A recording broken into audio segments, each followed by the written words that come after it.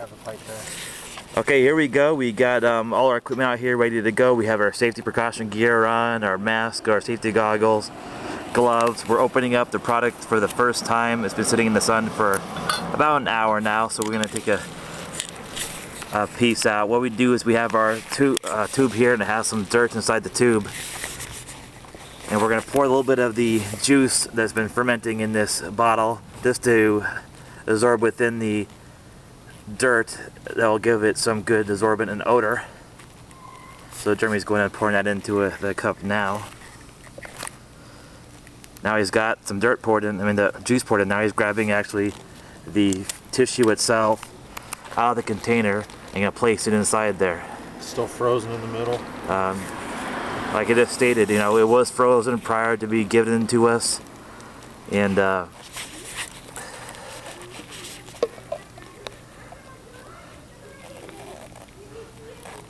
we might have to cut some of that up to make it fit in there, because this is quite a bit of material.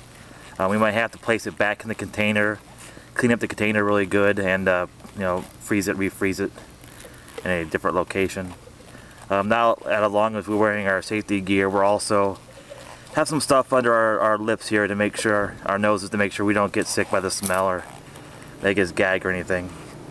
So there he is, placing it in the tube, nicely in there. He's going to go ahead and get another piece ready for cutting to put inside the tube.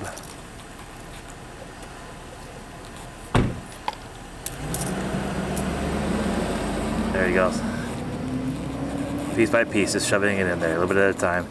Now he's trying to keep his hands off the tube much as possible. Once he's done, we will, re-alcohol and sterilize everything on the outside. There will be no remnants whatsoever of this human flesh odor. This odor was provided to us by the medical examiner's office here in Phoenix, and we have papers of certification allowing us to utilize it for our cadaver dogs. These dogs will be utilized in, there you can see it in there, he's got it all tucked in there pretty full. But these dogs will be utilized for life-saving missions in the future. So it's really important that we get the real deal for our dogs to make sure that they have everything they need for the proper training. Now he's going to go dig into the dirt here. He's going to pack some dirt on top of there. He's going to pack it in there tight as he can. And this is going to, help absorb up some of the odor and also give some of the natural stuff that the bodies might actually be buried in. So he's cleaning it up as much as he can, trying to pack it in there.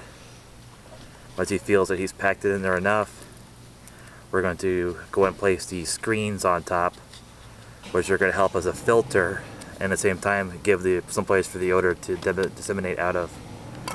So now he's adding the gauze pad on top. Now he's going to add the screen on top of that. And then he's going to take the lid, have it right on top there. He's going to take the hammer and hammer it down. There you go. He hammers it down nice and tight. It's going to take a lot of it to get on there, a lot of pressure. Make sure it's firmly on there, and the screen and the gauze is really, really tight. It's on there perfectly.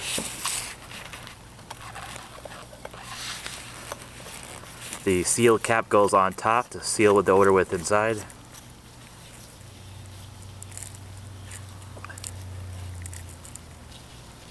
At this point, we'll take it to a washing station and we'll decontaminate it completely as we seal up our original odor, and we'll also decontaminate there's the serial number on top of the can of who it belongs to. That's the case number that the examiner's office gave us.